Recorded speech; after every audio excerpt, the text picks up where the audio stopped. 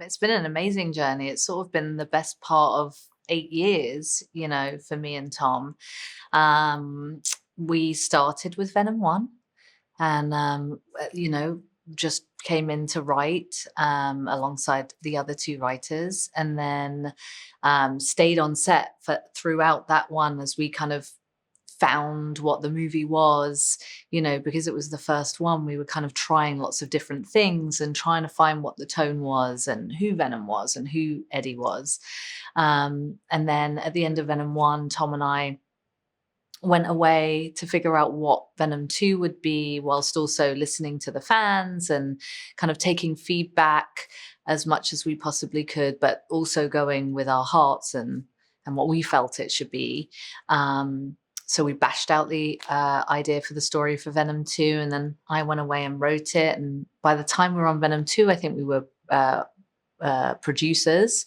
We were executive producers on the first one. So we had a lot more kind of input and into the creative side of it. And then we shot Venom 2, which I was also on set for every day. So by the time we got to Venom 3, it felt like the right time to take the extra step. And I was so grateful to Sony for asking me to do it.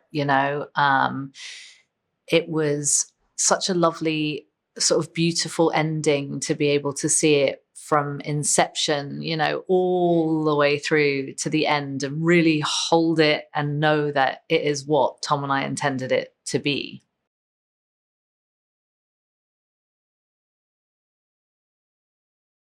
I just love the oppositional bickering. That's my favorite part of Eddie and Venom. I love when Venom's kind of poking at Eddie. And I love Eddie's exasperation with this creature that, has absolutely no respect for any kind of societal norms. It just is going to do what it wants to do. He's like a great big toddler. And Venom is just all gut led. If he's going to eat some heads, he's going to eat some heads. If he wants to eat a chicken, he's going to eat a chicken. And there's something so fun about writing a character that is so free and is kind of self-will run riot. He just is going to do whatever he wants to do. And the idea that this character of Eddie can have any influence on him whatsoever is kind of wonderful in this third movie, because he kind of does. They've kind of taken bits of each other, the best parts of each other, I think, and become the best of themselves. But writing them writing Venom is the most fun I think I'll ever have, because you can say anything, and there aren't many characters where you can literally just throw down on a page and say anything that you want to say. And there's a lot of improvisation that goes on the set as well. The script is the script, and we do the scene as written. But as you're watching the scene and you're watching Tom play with this imaginary character at that point, so many ideas occur to you. And Tom is so quick on his feet that he wears an earwig, and I can just throw lines to him in the scene while we're rolling, like, try this line, try this line, try this line. And he will just run with them. And we can also re-record Venom in the scene as well, which is everyone's very quick at quickly recording Venom lines, and then Tom can very quickly react to it.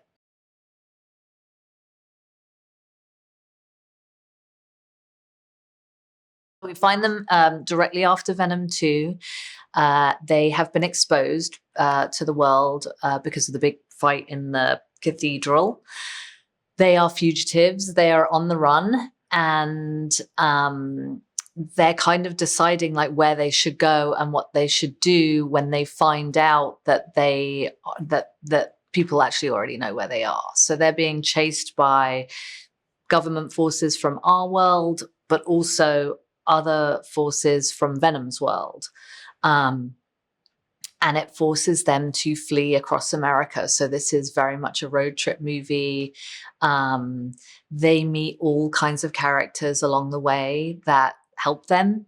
to get to their destination. Some hinder them, you know. There's lots of action, but there's also lots of self-discovery between Eddie and Venom. And there are some really beautiful emotional moments where they kind of realize that, you know, they try to stay positive, but they realize that probably the end of their relationship is coming.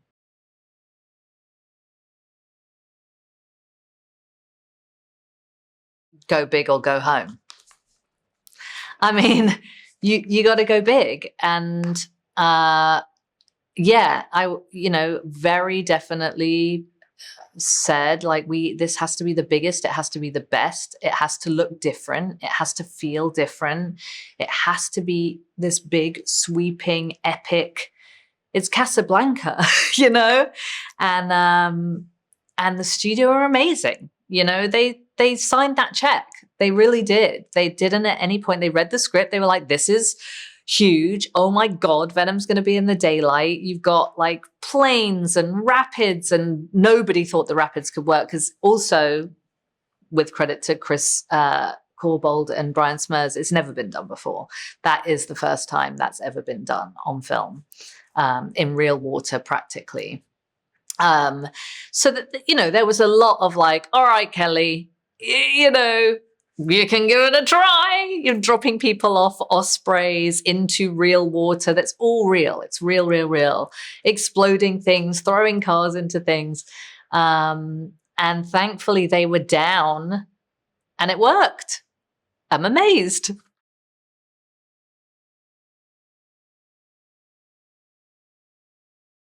I got exceptionally lucky in that every person that I wanted for each of the roles, the first choice for each role, said yes. So when we know that that's so unlikely because of schedules and other films, and or they just don't want to do it. So I was really, really lucky. I always knew I wanted Chiwetel to play Strickland. He is, you know, I mean, he's just one of the greatest actors of our generation. We're so unbelievably lucky to have him in this role. He's extraordinary. I happen to know him, so I emailed him and I was like, Chiwetel, it's my directorial debut. Will you come? And he was like, of course I'm coming for you. Of course, it's your directorial debut. I'm coming. And he did. He read the script and he came, and I was so grateful to be surrounded by people that I know and love and that I knew would absolutely bring it for me. And then Juno, I just, you know, I'm a massive Ted Lasso fan. I think she's amazing. I had actually met her because she was doing a movie, a friend of mine's movie, or prepping to do it. And I had met her, and she was the sweetest, kindest, loveliest person. And then, you know, it was many, many months later that I was casting this, and I was just like, oh, you know who'd be fun? It would be Juno. Like, instead of going for the archetypal, hard, sort of military scientist, I was like, what about if it's someone that just has this kind of wide-eyed awe? You know, Juno in real life is in awe of everything, you know, like you can show her anything and she's like, that's amazing, you know. And I was like, this is so perfect for her. And I remember her walking on the lab set for the first time. She's just speechless, and her, you know, she has these amazing big eyes, and she was just like, what is happening? So I met with her, and she was very kind of shocked, I think, to be asked. And then I was like, just come and have fun with us, because these movies are fun. It really is a set that I can promise people they're going to have fun on, and that it's going to be a joy. And she came, and we did. And then we have, you know, amazing other members of the cast as well.